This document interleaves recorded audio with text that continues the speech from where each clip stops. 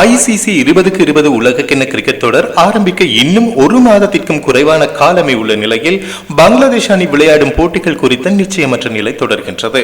இந்தியாவிலும் இலங்கையிலும் நடைபெறவுள்ள இந்த தொடரில் பங்களாதேஷ் அணி தனது லீக் போட்டிகளை இந்தியாவில் விளையாட வேண்டியுள்ளது. இரு நாடுகளுக்கும் இடையிலான அரசியல் பதற்றங்கள் காரணம் காட்டி தமது வீரர்களின் பாதுகாப்பை உறுதிப்படுத்த பங்களாதேஷ் கிரிக்கெட் சபை சர்வதேச கிரிக்கெட் பேரவையிடம் உத்தியோகபூர்வ கோரிக்கை ஒன்றையும் முன்வைத்திருக்கின்றது.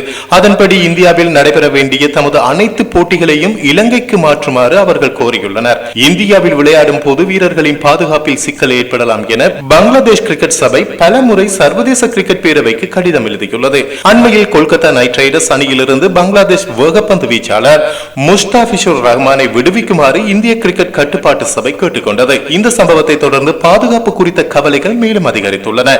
பிப்ரவரி 7ஆம் தேதி குறித்த தொடர் ஆரம்பமாக உள்ள நிலையில் போட்டிகளை இலங்கைக்கு மாற்றுவதை விட இந்தியாவில் மாற்று இடங்களை கண்டறிய சர்வதேச கிரிக்கெட் பேரவை முயற்சித்து வருவதாக இந்திய ஊடகங்கள் தெரிவிக்கின்றன.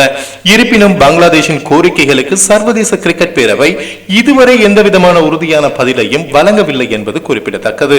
அதே நேரம் இந்தியாவுடனான அரசியல் முருகல் நிலை பங்களாதேஷிற்கு பாரிய நிதி இழப்புகளை ஏற்படுத்தி வருவதாக புதிய தகவல்கள் வெளியாகியுள்ளன. விளையாட்டு உபகரணங்கள் மற்றும் விளம்பர ஒப்பந்தங்கள் ஊடாக பங்களாதேஷ் கிரிக்கெட் வீரர்கள் இதுவரை பெற்று வந்த வருமானம் தற்போது கேள்விக்குறியாகியுள்ளது. இந்தியாவின் முன்னணி விளையாட்டு உபகரண உற்பத்தி நிறுவனமான SG நிறுவனம் பங்களாதேஷ் அணி தலைவர் லிடன் தாஸ் உள்ளிட்ட முன்னணி வீரர்களின் ஒப்பந்தங்களை புதுப்பிப்பதை தற்காலிகமாக நிறுத்தி வைத்துள்ளது.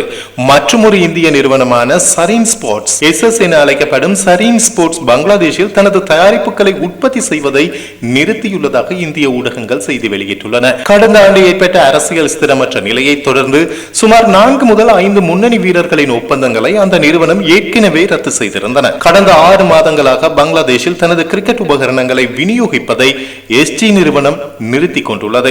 மேலும் பங்களாதேஷில் உள்ள தொழிற்சாலைகளில் தயாரிக்கப்பட்டு இந்தியாவிற்கு வழங்கப்பட்டு வந்த விளையாட்டு ஆடைகளின் விநியோக சங்கிலியும் கடந்த ஓராண்டாக முடங்கியுள்ளது.